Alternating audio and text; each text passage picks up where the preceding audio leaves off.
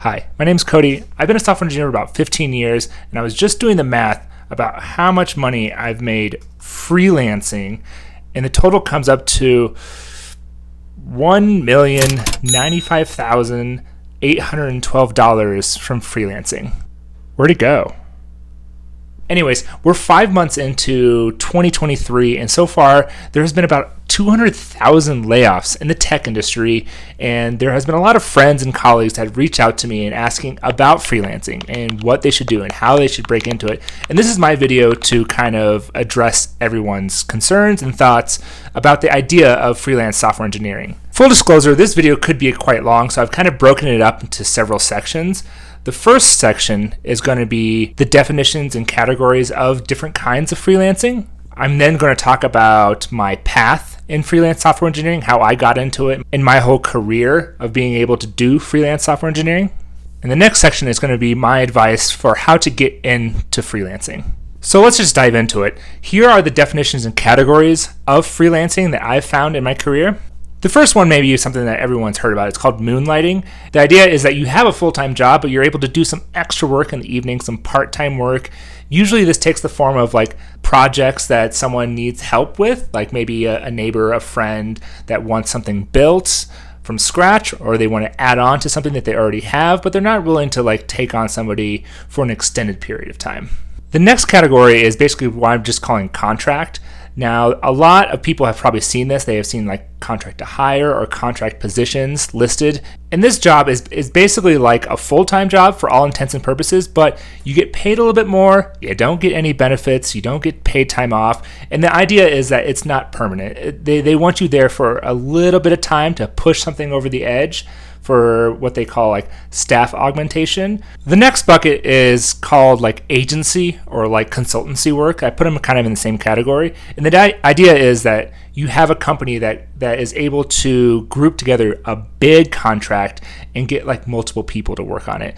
And that is where you're basically working for the agency. You're maybe subcontracting or you're W-2 to them, but they provide you all the work and they charge for all your hours, but they take a cut. And you know what? That cut is okay because they're doing the client management. They're able to find all these big contracts that probably like you wouldn't be able to get by yourself. There's also this idea of subcontracting, and you can kind of put subcontracting in the same area as like the agency or like consultancy work, but the idea is that like someone else has found the contract, has found the work, and in order for them to get some stuff done, they then give you the work. So you're working for the person who got the work. And this can be like a long daisy chain of madness. But the idea is that you're helping them get over the edge. They take a cut and you're doing work for someone else who's doing it for someone else. And it can go on forever. But if you have a good network of people that you trust and you want to work with, then this is a great approach to try to find that extra work. And the last category of work is what I put as the marketplace. The marketplace of freelancing. And this is what people think about first, typically is like Upwork, Fiverr, toptal. Now, this can be an option for people to dive in, but the idea is that it's different from an agency work or a consultancy because it is a marketplace where there are people giving out projects and there's people that want to pick up the projects, and that is the marketplace. And as with any marketplace, it becomes a cutthroat race to the bottom of trying to crank through as many projects as you can for the lowest amount of money so that the people putting the projects out there are getting the best value and you're just like getting work. And it can be, you can do well. You can do well in it, but you have to have a lot of energy to crank through a lot of small things and always be on that hustle. So doing the math for this video and realizing that I've made over $1 million freelancing is actually kind of surprising for me, but I want to talk about my path, like how I started and how I got to where I'm at, where I'm doing this full time now. And that's one of the things that I want you to take away from this video is that freelancing or like making a successful career out of freelancing, it's a long journey. My very first bit of work as a freelancer was I worked for an agency that was able to find a big contract that they had about 12 people already working there and they needed some extra work. So I was able to interview with the agency. So they vetted me, and then I was able to charge them my hourly rate, and then they charged the client a higher rate where they took the cut and then they paid me. And I was doing that for about like 5 or 6 months. After that, there was a couple times where someone in my network needed some help with WordPress, and I was doing some small projects to like help them, but I hated that. The work was not fun, but I'm glad I had that experience to know that what I don't like, you know? Sometime after that, I actually heard through Slack, through someone in my network, and you'll see that that's a running theme when it comes to freelancing and it comes to like almost any kind of work, is that the idea of having a network and people that you like to work with, that you know and you talk to often, that is going to be like one of the biggest wins in your entire career, is to be able to have that wide net to be able to find work and find new jobs.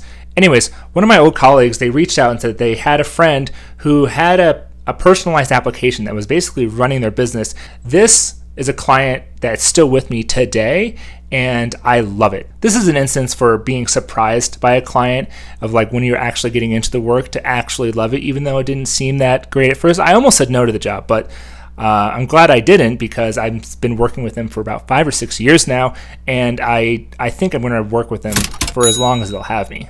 Also around that time, I left my full-time job to work for an agency. It was W-2, but it was still contract and like freelance focused, where I was having my work farmed out to Disney to work for the Imagineering department, which was an amazing experience to work with so many smart minds and see what's happening behind the scenes at that job. So that brings us up to about the last 2 years of my career, where I've done exclusively freelancing work. Over the past couple of years, I've mostly been bouncing around contracts and subcontracting out of consultancies and agencies that I've worked with in the past, and it's also expanding my network so that whenever I am looking for work, I'm asking agencies, I'm asking consultancies that I've worked with in the past, I'm asking people that I've worked with in the past to see if they need some more work or if I can help them out in any way that I can. And now for the main event.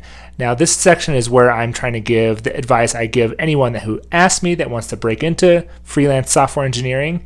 Unfortunately, one of the main things I try to let people know is that when it comes to freelancing, there's no real clear path to get into freelancing. It turns out that a lot of people just kind of luck into it, or they just kind of do their own path, and it's not as clear as like a full-time job, right? Like a lot of times you go to high school, you go to college, sometimes you go to a boot camp, you get a job, and then you're in the field, and that's it. When it comes to freelancing, it's an entirely different path. There's different ways of getting around it and getting into it. So I'm just going to give the best advice that I feel like applies to all the different paths. And the first bit of advice is to try anything and everything. You don't exactly know exactly what you're going to be best at or what you're going to enjoy doing the most. So whatever work you find that someone offers you or suggests that you can do, just give it a shot. Maybe you'll like it. Maybe you like WordPress development. Maybe you like making marketing sites. Maybe you like putting up Shopify stores, maintenance, new React code, anything. Like you just try something that you maybe have skills for or want to learn more about, and just give it a shot. And if you enjoy it, then you keep going down that path. But if not, then you know what? Then you know. So I've also mentioned earlier in this video is that networking is one of the key things to be successful basically in any career at all. And it's especially true in freelance software engineering, because your network is where a lot of the sources of work are going to come from. So with that in mind, you want to make friends and network with anyone and everyone that might have the same mindset as you.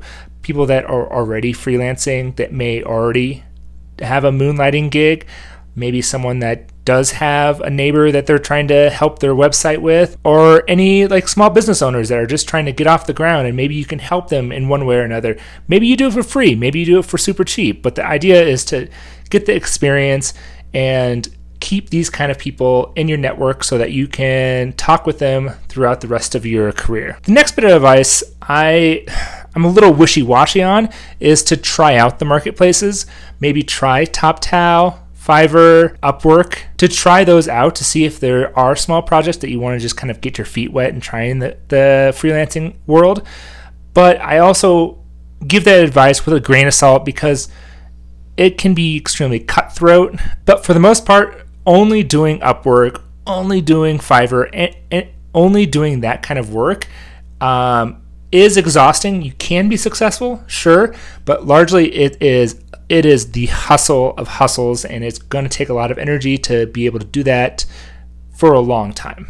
My next thought is to talk to anyone that may actually be working in an agency or running an agency or a consultancy and just learn about the business. Learn about the business and also try to find work to work for them. When you have those kind of people that are always looking for work on a bigger scale, it pays to be top of mind when they come across work that may match your skill sets and that they can throw you work in the future, and then you can have something working in the future. Because a lot of the game is networking, but also planting seeds so that people know what you do and can come to you to try to find help for themselves and for you in the future. Another bit of advice is to find out what you like. I mean, it's really important. And when you find out what you like, just don't stop doing that. Another part of this is, I should have put this at the beginning, but the idea is to not quit your day job. It's really risky to just jump in and dive in and say that you're going to do freelance software engineering right away. I don't have a job, but I'm going to make it happen. That's very difficult. Most success that I've seen is people just doing this while they have a day job, in the off hours, on vacation, on weekends, night and weekends. That is how people get started. And the only time I see people go freelancing full time is when they are able to have enough work that sustains them and replaces their day job salary. Then you can make the jump. And here's another key thing. It also pays to enjoy the community. I know there's a lot of hate around hustle culture. I also dislike the idea of hustle culture. You have to grind and do a million hours a week just so that you can succeed. It's not about that, but there is a level of hustle of talking to people, understanding. You're going to hear no a lot, and you're going to hear things that are not going to work a lot. But the idea is to keep on enjoying the conversations of how people are freelancing, how people are finding work, and continuing to learn more and more every day. As you get better at freelancing, you won't have to network or hustle all the time, but at the times when you do have to talk to people and try to drum up leads and find a client, if you enjoy it, it's going to be a much better experience. And you're going to be better at it if you enjoy that idea of talking to strangers and finding out what they need and being able to maybe build something that helps them. And one of the last bits of advice I always say is that if this is something you want to do, then let everyone and anyone know that you're freelancing and what kind of skills you have. I mean, more often than not, they may forget. But the idea is that letting people know that this is something that you're doing, that when they come across something themselves, they'll want to let you know about it, and they'll connect you with someone that may need some work done. And I'm not talking about people just in your field. Talk to your neighbor, your aunt, your uncle. Let them know that you're doing software computer work on the side, and maybe you can talk to someone in the future that is your cousin's neighbor's something or other. You'll be surprised by how often these two or one off connections can actually turn into real rewarding work. So that kind of sums up all my advice that I've been giving all my colleagues and friends who want to break into freelance software engineering. Anyways, if you made it to the end of the video, congratulations. Put a unicorn in the comments because I think that'd be funny. And also, thank you for taking the time to listen to me. If you enjoy this kind of work, or if you have any other questions, just put a comment, subscribe, and hopefully I can talk more about this topic because I can clearly talk about it for ages, and I want to help as many people as I can, especially since this is such a crazy year for people trying to get into the industry in the first place.